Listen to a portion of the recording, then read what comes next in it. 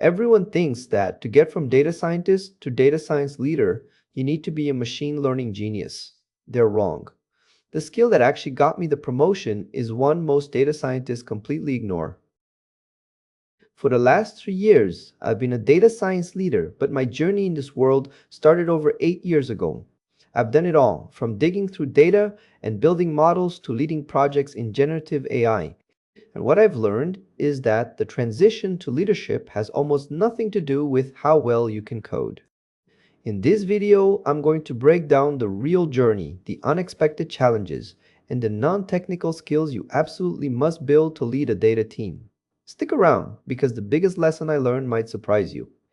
I've always been the kind of person who loves a good puzzle. I enjoy taking a complex problem, breaking it down, and solving it with a mix of logic and creativity. That's what drew me to data science. It wasn't just about solving puzzles. It was about solving puzzles that created real, measurable value for a business. Plus, the field is always changing, which means you never stop learning. That constant challenge is what keeps me hooked. My first real deep dive into data was back at university, playing around with what we called computational intelligence. It sounds fancy, but really it was just about teaching computers to recognize patterns in complex information. But theory is one thing, the real world is another. My career truly began when I joined my first company. I was an educational game developer, and in my spare time, I started doing simple exploratory studies, essentially like a data detective looking for clues about how users interacted with our platform. This soon evolved into building predictive models to recommend content based on student performance. I was fascinated by the power of it all. It seemed like a natural fit, and this curiosity and desire to make an impact led me directly to my first official role as a data scientist at another company. You'd think the hardest part would be the math or the code. It wasn't. The biggest challenge I faced right at the start was learning how to speak business. I had all this technical knowledge, but I had to figure out how to translate a business team's problem into a data problem I could actually solve. It was a communication game. I had to learn to talk to people in different departments without using a ton of jargon. Understand what they really needed, not just what they were asking for. Build trust so they would believe in the insights my data was showing them. I remember one project that changed everything for me. Our company was trying to decide if we should completely overhaul our payment processing system. This was a massive decision worth millions of dollars. I was asked to do a technical study to see if it was feasible.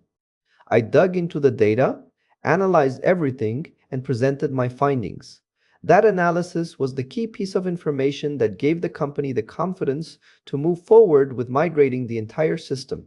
That was the moment it clicked. I wasn't just a guy playing with numbers. Good analytical work could steer the entire direction of the company. It had real strategic importance. After that project, I realized I needed more tools in my belt. It wasn't enough to just build a good model. A model sitting on my computer is useless. The real magic happens when you put it into production where it can work for the business 24/7. So, I went on a learning spree. I dove deep into data engineering, the art of building robust pipelines to move and transform data. MLOps, machine learning operations, the process for taking models from my laptop and deploying them in the real world, making sure they are scalable and reliable. Essential tools. I got serious about things like code versioning, monitoring our systems, and using cloud platforms to their full potential. But again, the technical side was only half the battle. I also had to change how I approach problems. Instead of disappearing for weeks to build the perfect solution, I started working in short cycles. I would build a small piece, get feedback from the business teams, and then iterate.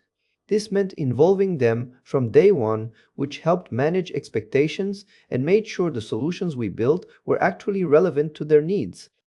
During this time, I was lucky. I worked with some incredibly smart and generous people who taught me a ton. I was also inspired by leaders who weren't just technically brilliant, they had a strategic vision and could communicate it with empathy. They made people feel seen and heard. I wanted to be like that. I always found myself enjoying helping my colleagues. I liked sharing what I'd learned and organizing our work so that we could all move faster and with less friction.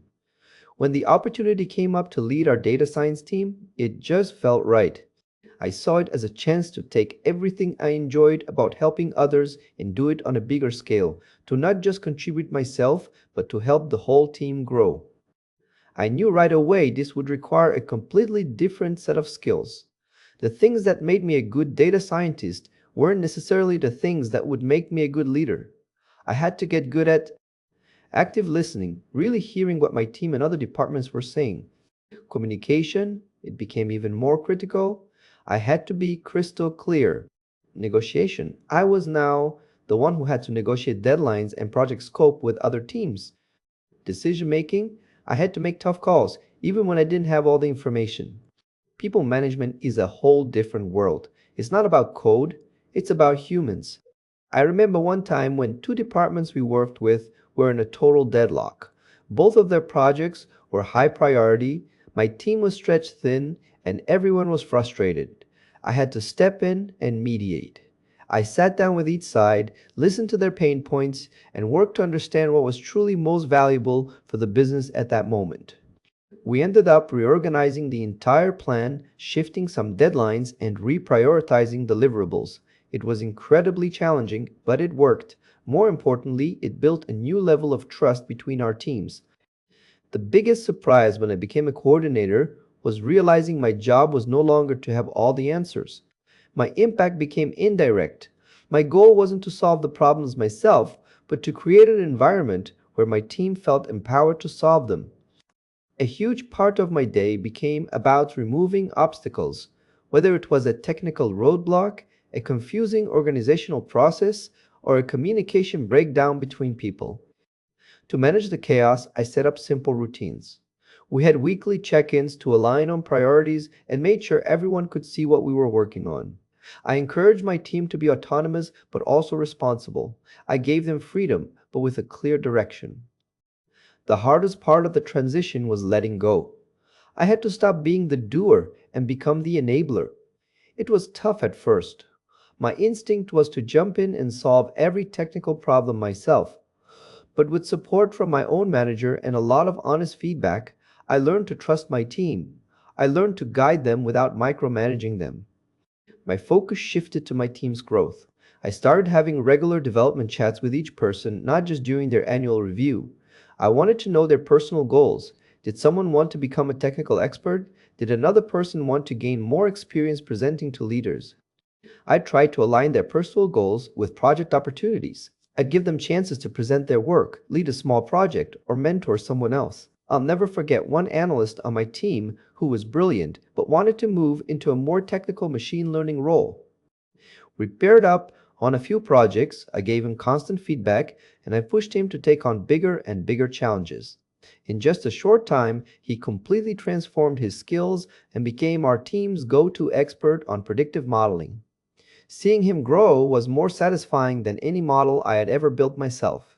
So, what's the secret to going from data scientist to coordinator? First, start by delivering value with what you already know. Don't wait until you're an expert in everything. Be curious, but also be empathetic. Try to understand the context and challenges of the people you work with. And when an opportunity to lead comes along, don't think of it as just a promotion. See it as a chance to multiply your impact. A good data scientist adds value. A good leader multiplies it across an entire team. The key skills are not what you think. Beyond your technical skills, you must develop communication. Can you explain a complex idea simply? Product vision. Do you understand where your work fits into the bigger picture? Business understanding. Do you know what drives the business forward? A focus on people. Above all, do you care about helping others succeed? The journey in data is amazing because you're always discovering new things about technology, about business, and about yourself.